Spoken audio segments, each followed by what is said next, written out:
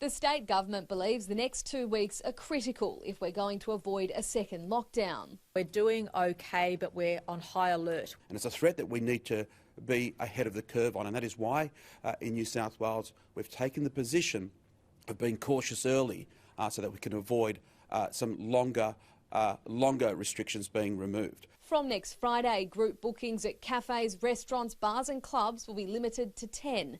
Weddings and corporate events will be capped at 150 people or less, and funerals and places of worship will be limited to 100 people.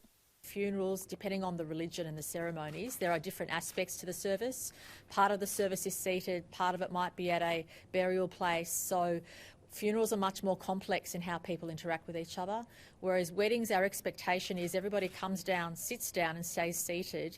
That's why no dancing, and unfortunately people will have to make decisions as to whether this means they wait or whether they proceed on the existing restrictions. Today's announcement follows a stern warning from the government. It will be coming down hard on businesses not adhering to restrictions. There are always going to be those businesses that think that they live beyond the law.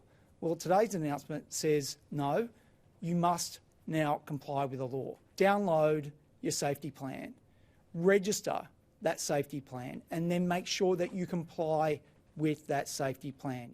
The Premier warns potential seeding from Victoria may have infiltrated the community over the past few months. In the past 24 hours, 24,500 tests were conducted. 8 came back positive, 2 people from hotel quarantine, the others were community transmissions. Health authorities want anyone who's been to Stockland Mall in Wetherill Park to be particularly cautious.